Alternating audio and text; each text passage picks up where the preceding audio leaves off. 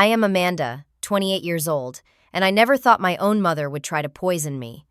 At my engagement party, Mom handed me a glass of red wine with a strange smile that made my skin crawl. The wine smelled off like chemicals beneath the fruity aroma. Our relationship had always been tense, but this felt different. In a split-second decision, I swapped glasses with my sister Natalie. 30 minutes later, she collapsed on the dance floor, convulsing. That night revealed family secrets I never imagined. If you have ever had that gut feeling that saved you from danger, leave a comment below. And if you are new here, subscribe to hear more true stories about family betrayal and survival. James and I met at a small bookstore downtown 2 years ago. I was browsing through the classics section when he accidentally bumped into me, sending my stack of books tumbling to the floor. As we both knelt to pick them up, our hands touched, and when our eyes met, I felt something I had never experienced before. It was like time stood still. He asked me out for coffee, and the rest, as they say, is history. James comes from the kind of wealth that I could only read about in novels. His parents, Diana and Richard, own a chain of luxury hotels across the country. Their house is more like a mansion with a perfectly manicured lawn and a view of the ocean that takes your breath away. My upbringing was decidedly middle class. Dad worked as an accountant and Mom stayed home, always talking about the life she could have had if she had not married so young. My mother, Eleanor, has always been obsessed with social status. She collects designer handbags she can barely afford and name-drops acquaintances with important jobs at every opportunity. When I was growing up, she was constantly pushing me to make friends with the right kind of people, the ones whose parents had influence and money. The stark contrast between how she treated me and my younger sister Natalie was impossible to ignore. Natalie, with her perfect blonde hair and delicate features that mirrored my mother's, could do no wrong. She was the daughter who got new clothes while I got hand-me-downs, the one whose accomplishments were celebrated while mine were merely acknowledged. When I told my parents about my engagement to James, Dad hugged me tight and said he was happy for me.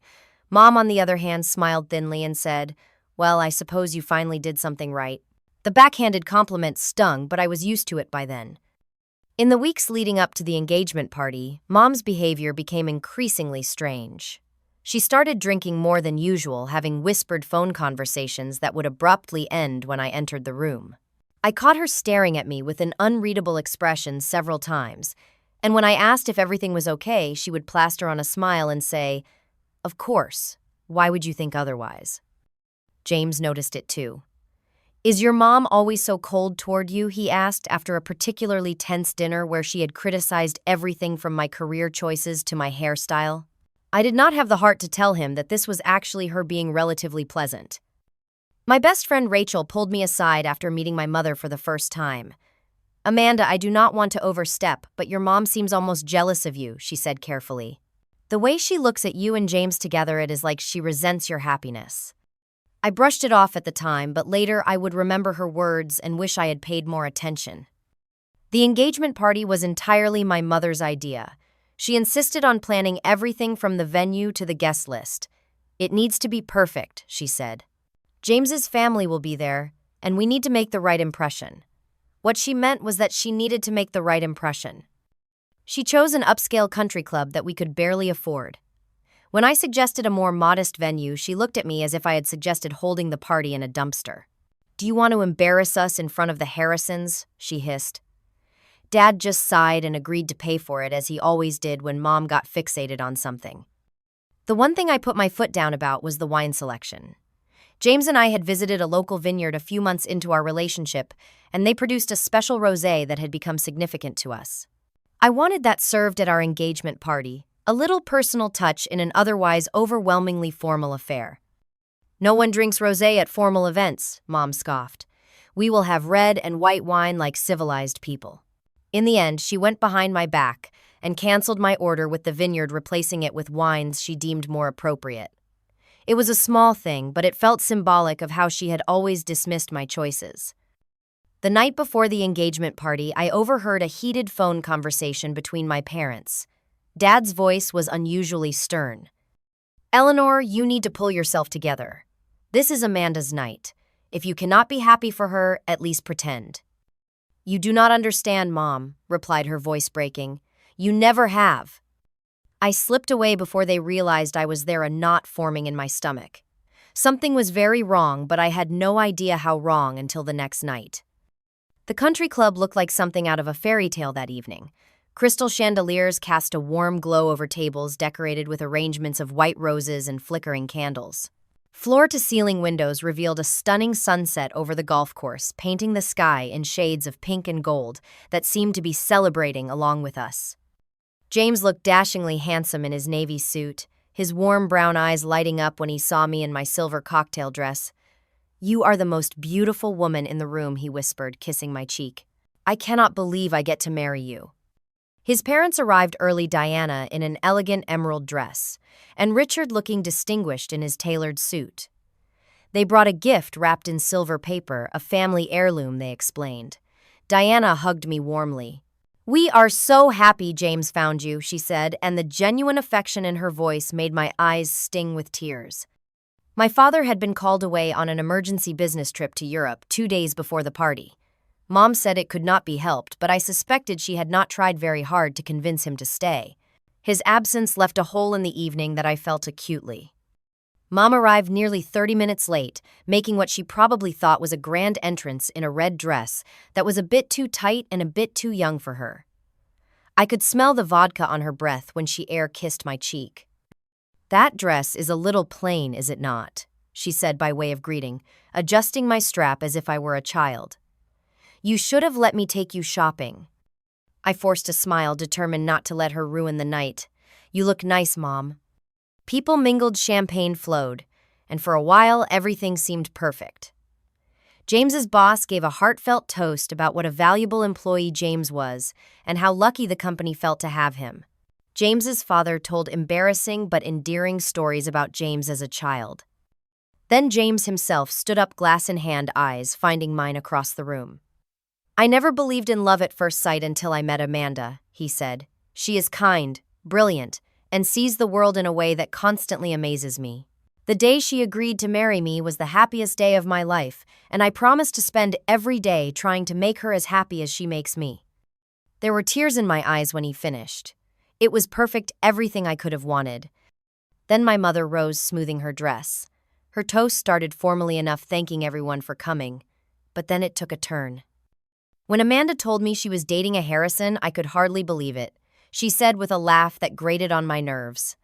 Our Amanda, who has always been so, shall we say, practical. Not the type of girl you would expect to catch the eye of someone from such an established family. An uncomfortable silence fell over the room. James squeezed my hand under the table. "But here we are," Mom continued, raising her glass. "To Amanda and James, may your life together be as fortunate as your meeting." The toast felt less like a blessing and more like a reminder that she thought I was punching above my weight with James. As servers cleared appetizer plates, I noticed Mom whispering intently with Natalie in a corner. Natalie looked uncomfortable, shaking her head slightly. When they noticed me watching, they separated quickly, Mom's face arranging itself into a smile that did not reach her eyes. The first real conflict came when someone asked about our wedding plans. "We are thinking of a small ceremony, maybe on the beach," I said. "Something intimate and meaningful." "Oh, they will not be doing that," Mom interrupted with a laugh. "Not with James's connections. They will have a proper church wedding and a reception at the Grand Meridian Hotel. I have already spoken with their event coordinator." The silence that followed was deafening. I felt my face flush with embarrassment and anger. "Actually," Eleanor James said calmly, "Amanda and I have not finalized our plans yet. We will take your suggestion into consideration, but the decision will be ours." Mom's smile froze on her face, but her eyes flashed with something dark. "Of course," she said stiffly. "I was merely suggesting what would be appropriate." I excused myself to the bathroom, needing a moment alone. The weight of maintaining appearances was exhausting, and the night had barely begun. In the elegant bathroom, with its marble countertops and fresh flower arrangements, I splashed cold water on my wrists, a trick my dad had taught me to calm down when I was upset. Rachel found me there a few minutes later. "You okay, honey?" she asked, concern etched on her face. "Mom is being Mom," I said with a forced laugh. "I should be used to it by now." Rachel leaned against the counter, her voice lowering. "There is something off about her tonight, Amanda. More than usual. She keeps watching you and James like she is waiting for something. A chill ran down my spine, but I pushed the feeling away. She has probably just had too much to drink, I said. You know how she gets at events. Rachel looked unconvinced but nodded. Just stay close to James tonight, okay? And if you need me, I am right here. I took a deep breath, fixed my makeup, and squared my shoulders. This was my engagement party, and I was determined to enjoy it despite my mother's behavior. I returned to the party with a smile firmly in place, prepared to continue the performance of the happy bride-to-be. Little did I know that the real performance was just beginning, and my mother was the lead actress in a play I never auditioned for. The dinner portion of the evening had just ended when I saw Mom approaching with 2 glasses of red wine. Her smile was too wide, almost manic, and her movements were deliberate as she navigated through the mingling guests. Amanda, darling, she said, her voice syrupy sweet. I wanted us to have a special mother-daughter toast. She held out one of the glasses to me, her eyes never leaving my face. I took the glass cautiously. Thanks, Mom. Drink up, she urged, raising her own glass. To new beginnings. I brought the wine to my lips, but paused when a strange odor hit my nostrils. Beneath the rich, fruity scent of the wine was something else, something chemical and sharp. My stomach twisted with instinctive warning. A memory flashed through my mind, sudden and vivid. I was 10 years old, sitting at our kitchen table. Mom placed a bowl of soup in front of me that smelled off, but when I mentioned it, she insisted I was being difficult. After a few spoonfuls, I became violently ill. Mom took me to the hospital, playing the concerned parent perfectly. She has always had a sensitive stomach, she told the doctor, stroking my hair. Later, she told everyone about how she had nursed me through food poisoning, receiving praise for her maternal dedication. I blinked the memory away, looking at the wine in my hand with growing unease. Across the room, I could see James engaged in conversation with some business associates his father had introduced him to. He caught my eye and gave me a quick smile before returning to his discussion. My thoughts raced. Was I being paranoid? Was the stress of the evening combined with Mom's typical behavior making me imagine things? But the smell was definitely there, and the look in my mother's eyes as she watched me hold the glass was setting off. Alarm bells in my head. Just then, Natalie approached us, looking stunning in her pale blue dress. There you two are, she said. James's mom is looking for you, Amanda. Something about wedding dress shopping. Mom's eyes narrowed slightly at the interruption, but I saw my opportunity.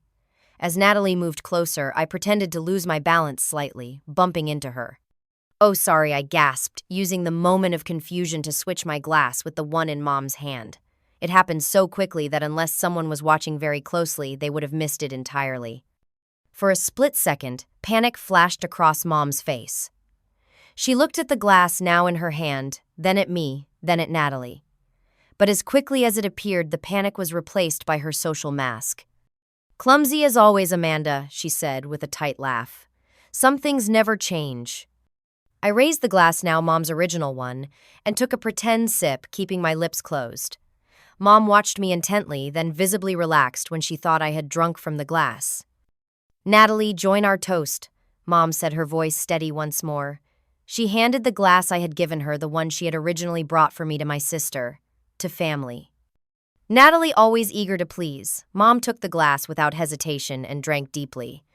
This is good, she said, though I noticed her nose wrinkle slightly. Mom's eyes remained fixed on Natalie, with an intensity that chilled me. There was something predatory in her gaze, something calculating that made my skin crawl.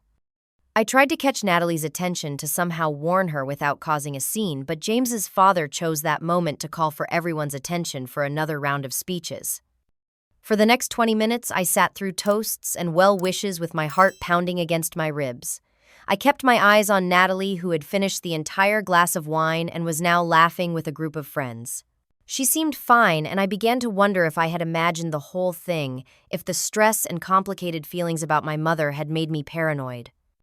But then I noticed Natalie rubbing her temple, a slight frown creasing her forehead. She excused herself from her conversation and headed toward the bathroom, her steps slightly unsteady. I started to rise from my seat to follow her, but Mom placed a firm hand on my arm. Let her be, she said. This is your night. Stay here with your guests. Her grip was tight enough to hurt her nails digging into my skin through the thin fabric of my dress. The look in her eyes was a warning, and for the first time in my life, I felt genuinely afraid of my mother. By the time Natalie returned, the dancing had started. She looked pale, but she smiled and accepted when one of James's cousins asked her to dance.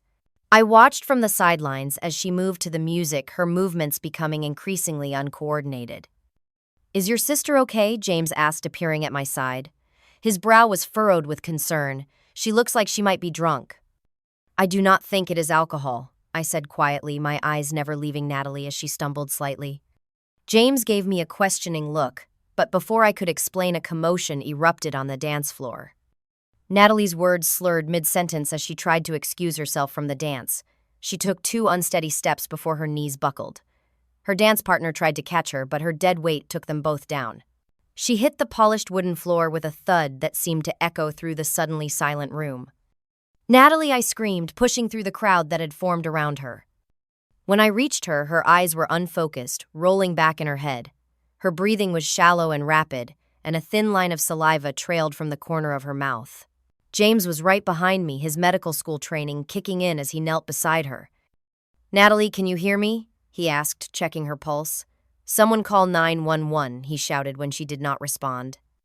Panic rippled through the guests. Someone was on the phone with emergency services describing Natalie's symptoms. Others backed away, unsure what to do. The music had stopped, leaving an eerie silence, broken only by urgent whispers and Natalie's increasingly labored breathing. I looked up, searching for my mother in the chaos. She stood at the edge of the crowd, one hand pressed to her mouth in what would have looked like shock to anyone else. But I saw the calculation in her eyes, the slight furrow between her brows that appeared when something did not go according to plan. In that moment, the pieces clicked into place with horrifying clarity. The strange smell in the wine. Mom's insistence that I drink it. The way she watched Natalie after the switch. This was not an accident. "It was the wine," I said, my voice sounding distant to my own ears. "Someone needs to secure that glass." James looked at me sharply. "What are you talking about?" "The wine my mother gave Natalie," I said louder now. "There was something in it. It smelled wrong." Heads turned in my direction, including my mother's. Her face drained of color, then flushed bright red. "Amanda is upset and confused," she said quickly. "Natalie probably just had too much to drink, or perhaps she is having an allergic reaction." But James was already instructing someone to find Natalie's wine glass and set it aside for the paramedics. His friend Mark, who worked in law enforcement, immediately took charge of securing the glass carefully, picking it up by the base. The paramedics arrived within minutes, their efficiency a stark contrast to the chaos around them. As they assessed Natalie and prepared to transport her, one of them asked what she had consumed. "She had some red wine," I said, my voice steadier now. "I think it may have been tampered with. It had a chemical smell." The female paramedic's expression remained professional, but her eyes sharpened. "We will need that glass for testing," she said. Mark stepped forward with the glass. "I secured it as soon as we realized something was wrong," he explained. "I am an off-duty police officer." Mom pushed her way forward. "This is ridiculous," she said, her voice tight, with barely controlled anger. "My daughter is prone to dramatic overreactions. Natalie probably just fainted from the heat and excitement." The paramedic ignored her, focusing on stabilizing Natalie, who was now being lifted onto a stretcher. "Who will be accompanying her to the hospital?" she asked. "I will," I said immediately.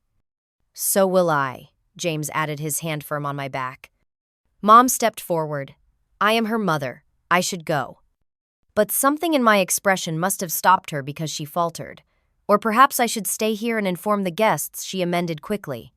"Amanda, you go with your sister. Keep me updated." As the paramedics wheeled Natalie out, the party dissolved into confused, concerned clusters of guests. Some were already leaving. Others were on their phones, no doubt, spreading the news of the dramatic end to our engagement celebration. Diana, James's mother, approached me as we were about to follow the ambulance. "Amanda, what can we do?" she asked, genuine concern in her eyes. "Can you make our apologies to the guests?" James asked his mother. "Explain that there has been a medical emergency and we will be in touch." Diana nodded, then surprised me by pulling me into a tight hug. Take care of yourself, too, she whispered. Call us if you need anything at all. In the chaos, I caught a glimpse of my mother speaking intently to one of the servers, gesturing toward where Natalie had collapsed. The server looked uncomfortable, shaking his head. Mom pressed something into his hand and he reluctantly nodded. I filed the observation away, too focused on Natalie to process it fully. But as James and I hurried to his car to follow the ambulance, a cold certainty settled in my stomach. My mother had tried to poison me, and when that failed, she had poisoned Natalie instead. The question pounding in my head as we sped toward the hospital was simple. Why? The hospital waiting room was a sterile limbo of uncomfortable chairs and outdated magazines. James and I sat side by side, his warm hand covering mine, neither of us speaking much. The initial adrenaline had worn off, leaving me hollow and exhausted. A police officer had met us at the hospital to take preliminary statements, and the wine glass had been sent for immediate toxicology testing along with samples of Natalie's blood. Now, all we could do was wait. Do you want to talk about it? James asked gently, after nearly an hour of silence. I turned to look at him, this man who had planned to join my family, who was now witnessing its darkest secrets unravel in real time. I think my mother tried to poison me. I said the words hanging in the air between us.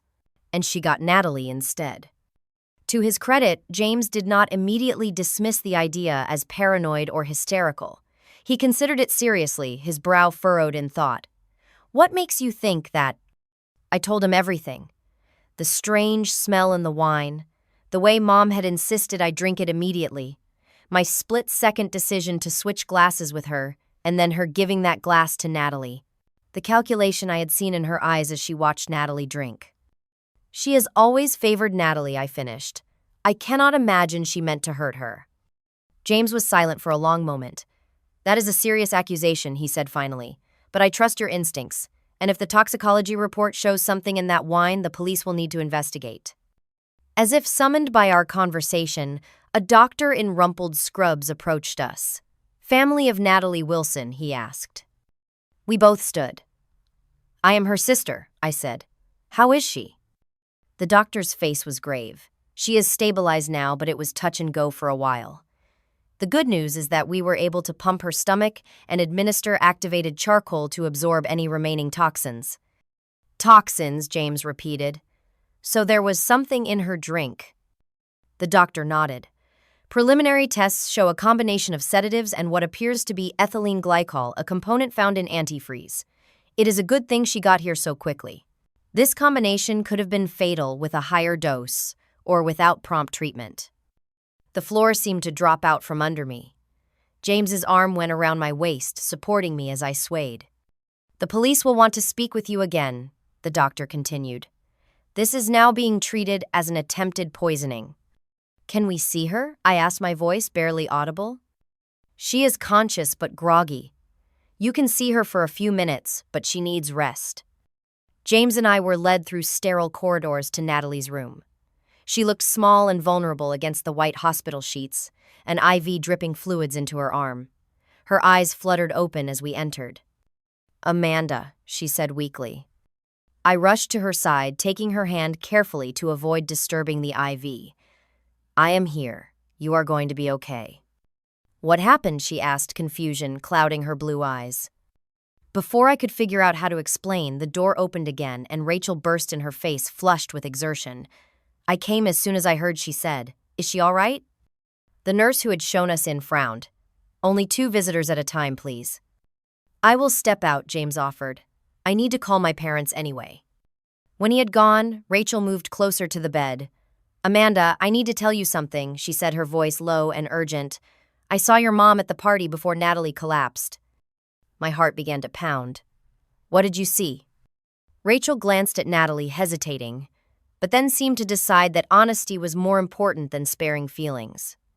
I saw her by the bar adding something to a wine glass. I thought maybe it was a sweetener or something, she did it so casually. But after what happened, I realized it might have been something else. Natalie's fingers tightened around mine. Mom, she whispered.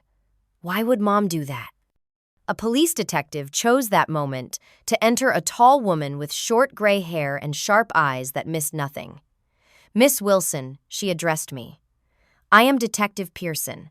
I would like to ask you some questions about tonight's events. I nodded, still holding Natalie's hand. Of course. Can you tell me who had access to the drinks at the party? It was an open bar, so anyone could have ordered drinks, I said. But the glass in question was handed directly to me by my mother. I switched it with hers when she was not looking because it smelled strange. Then she gave that glass to my sister. The detective's eyebrows rose slightly. And why did you switch the glasses, Miss Wilson? I took a deep breath. Because I thought she might have put something in it. That is a serious accusation to make about your own mother. I know, I said quietly, but my friend Rachel saw her adding something to a wine glass earlier in the evening. Detective Pearson turned to Rachel. You witnessed this. Rachel nodded vigorously. I did not think anything of it at the time, but looking back, it was suspicious. She was very careful looking around to make sure no one was watching. The detective made notes in a small pad.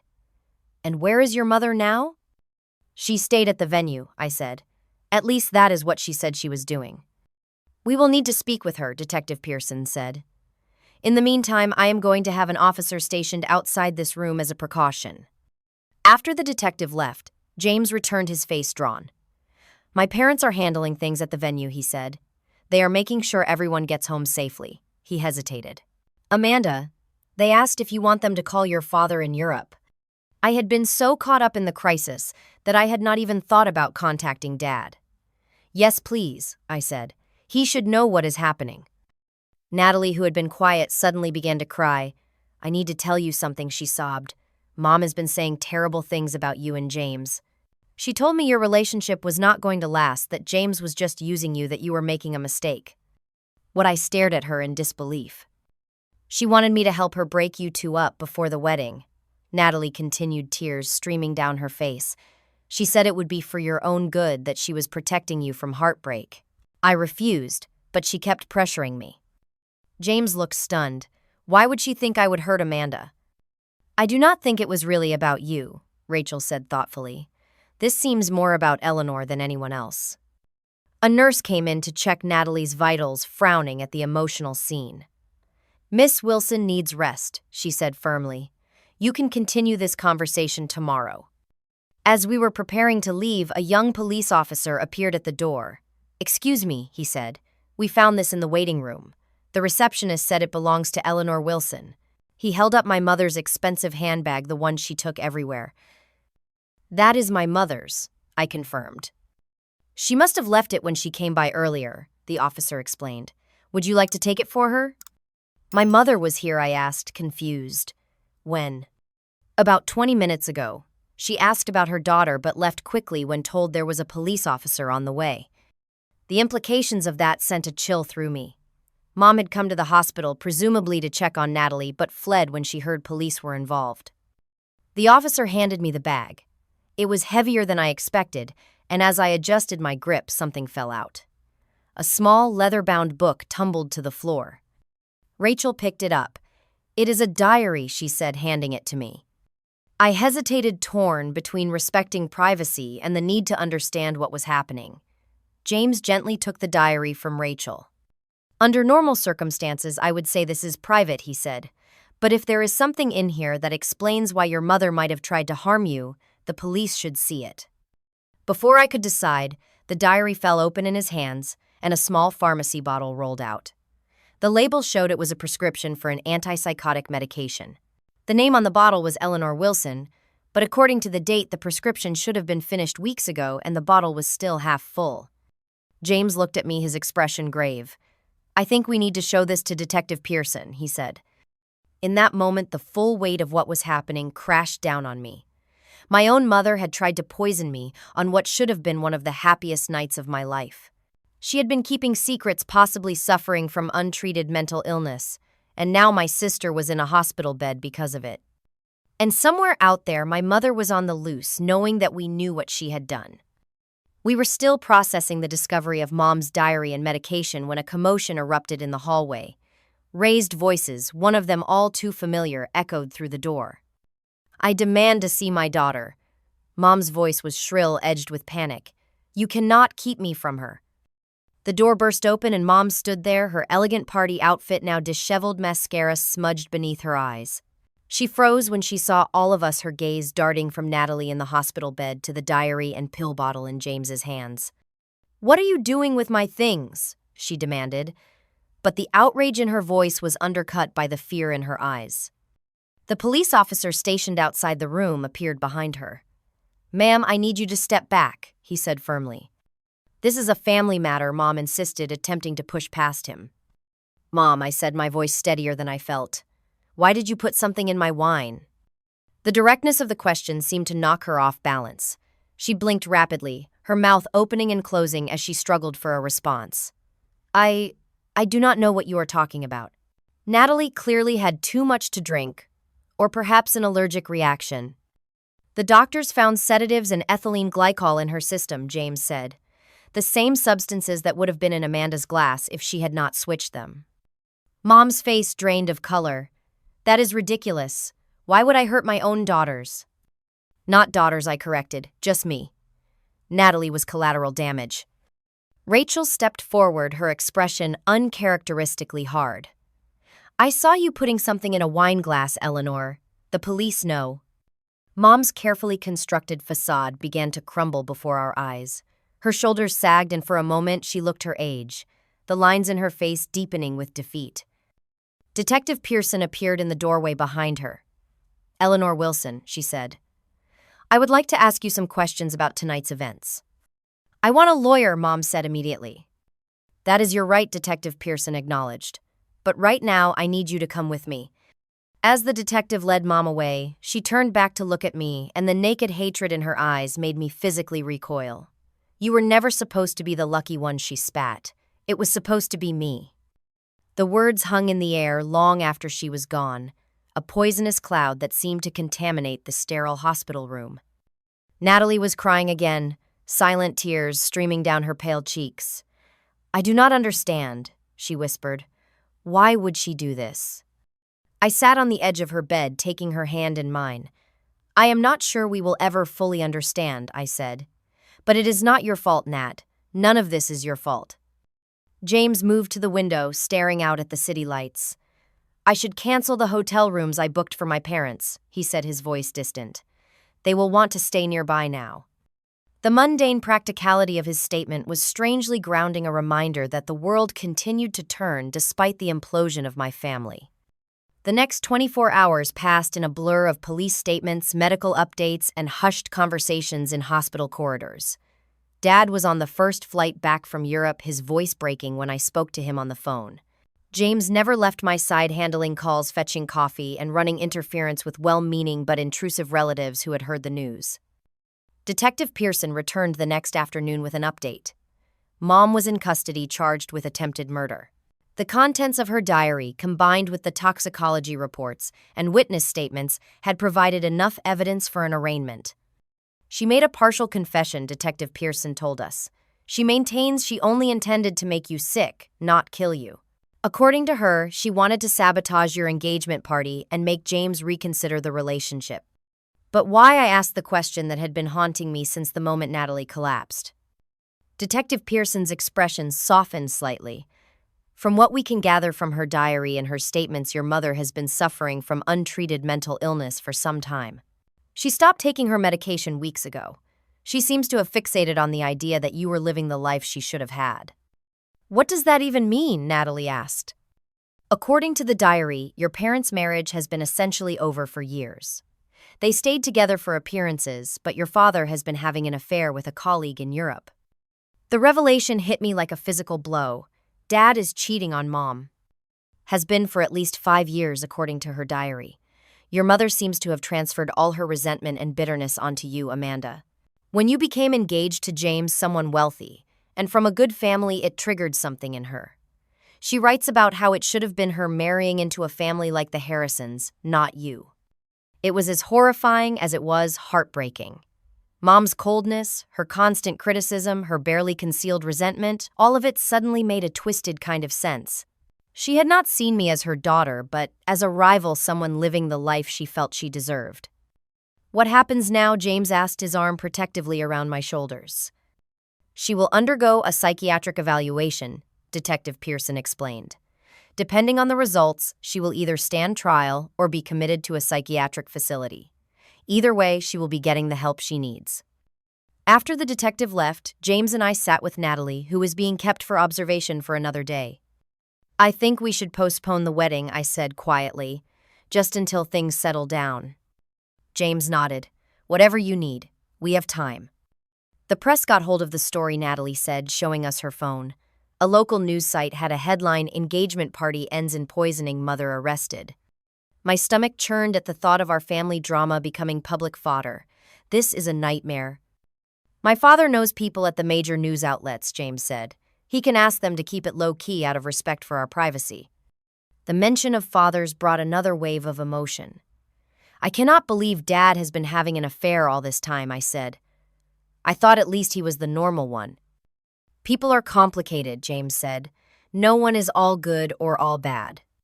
The truth of that statement was something I would grapple with in the months to come as I tried to reconcile the mother I thought I knew with the woman who had tried to poison me out of jealousy and resentment.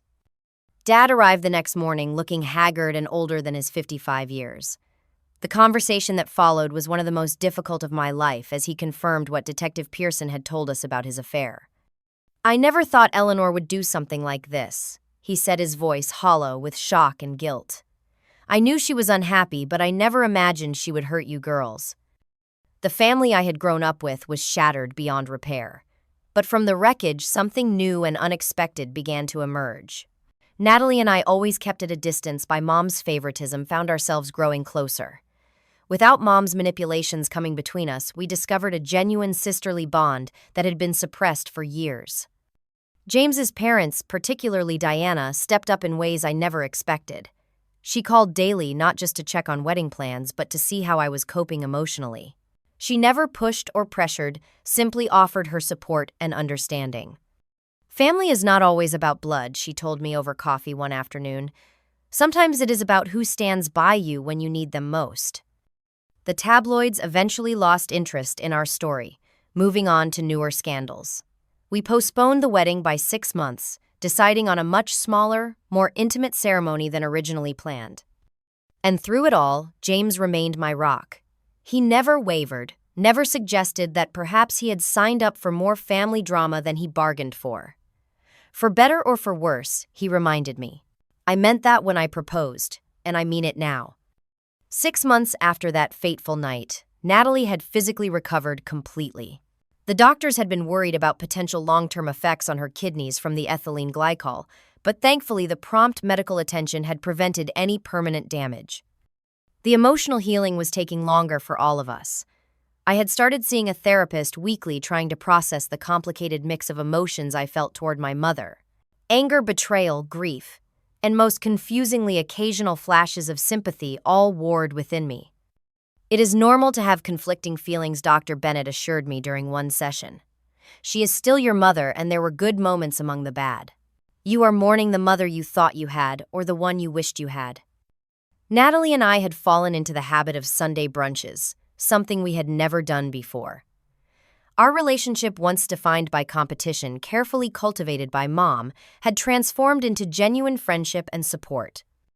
"I always thought you disliked me," Natalie confessed over mimosas one Sunday. "I was so jealous of how strong and independent you were. Mom always made it seem like I was her favorite, but really she was just using me to hurt you." "I thought you were complicit," I admitted.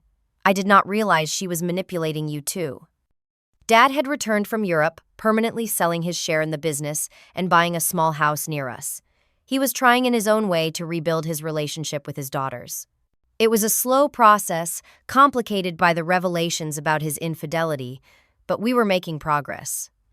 Mom had been diagnosed with several mental health conditions, including delusional disorder and borderline personality disorder.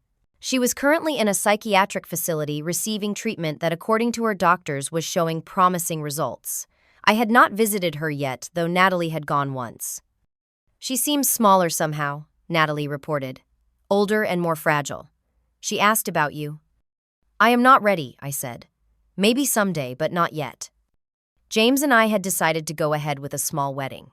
Instead of the elaborate country club affair Mom had envisioned, we planned a ceremony on the beach at sunset with only our closest friends and family. Diana had stepped in to help with the planning, always careful to ask what I wanted, rather than imposing her own vision. "This is your day," she reminded me often. "It should reflect who you and James are as a couple." The week before the wedding, I received a letter from Mom. I let it sit on my dresser for 3 days before finally working up the courage to open it. "Amanda," it began, "I do not expect forgiveness, nor do I deserve it. What I did was unforgivable, the product of a sick mind that had lost touch with reality. I am working hard with my doctors to understand why I did what I did and to ensure I never harm anyone again. I want you to know that despite everything, I am proud of the strong woman you have become, perhaps in spite of me, rather than because of me. I wish you and James every happiness. Love, Mom." I folded the letter carefully and put it back in the envelope, unsure how to feel about it. There was a time when I would have desperately craved those words of approval from her. Now they felt like they came from a stranger. The day of our wedding dawned clear and perfect. As I prepared in a small beachfront cottage surrounded by Natalie, Rachel, and James's sister, Emily, I felt a calm certainty that had been missing from my life for months. "You look beautiful, Diana," said, entering with a small blue box. "I brought you something borrowed." She opened it to reveal a delicate pearl bracelet. "It was my grandmother's, and I wore it at my wedding. I would be honored if you would wear it today." As she fastened it around my wrist, I impulsively hugged her. "Thank you for everything," I whispered. "Not just the bracelet." She hugged me back fiercely. "You are family now," she said simply. Dad walked me down the beach to where James waited. The setting sun painted the sky in shades of pink and gold, remarkably similar to the sunset on the night of our engagement party. But this time, there were no hidden agendas, no poisoned wine, just love and genuine well wishes from the people who truly cared about us. As we exchanged vows, James's eyes never leaving mine, I felt the final pieces of my heart healing. We had weathered a storm that would have destroyed many couples and emerged stronger for it. At the reception, a small bonfire affair with fairy lights and music from a local band, Dad gave a toast. To Amanda and James, he said, his voice thick with emotion, "May your life together be built on honesty, respect, and the kind of love that sustains you through life's hardest moments." Later, as James and I danced under the stars, he pulled me close. "Any regrets?" he asked softly. I thought about everything that had happened, the painful revelations and broken relationships, but also the new bonds formed and the strength I had discovered within myself. "No," I said honestly. "I would have preferred not to learn about my family this way, but I do not regret where we are now." 2 weeks after the wedding, I finally went to see Mom. It was a difficult visit full of awkward silences and careful conversation. She looked older, the vibrant, domineering woman replaced by someone subdued and hesitant. "I am glad you came," she said as I was leaving. "I did not expect you to." "I needed to see you," I replied, "to remind myself that you are human, not a monster, that you made terrible choices, but you are still the woman who read me bedtime stories and taught me to ride a bike." "I am getting better," she said. "The medication helps and the therapy. I understand now that what I did came from my own insecurities and failures, not anything you did." I nodded, not quite ready to offer forgiveness, but acknowledging her effort. "I will come again," I said. "Not soon, but someday." As I left the facility, I felt a weight lift from my shoulders. The path forward would not be easy, but it was clearer now. I would build my life with James, maintain my strengthened relationship with Natalie, work on forgiving my father, and perhaps eventually find a way to have some kind of relationship with my mother. The most important lesson I had learned from all of this was that protecting yourself is not selfish, it is necessary. Trusting my instincts about that wine glass had saved my life.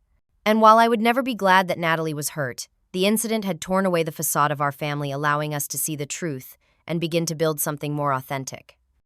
Life does not always give us the family we deserve, but it does give us the opportunity to create connections based on genuine love and respect. Sometimes the hardest moments reveal who truly stands beside you, and those are the people worth building your life around.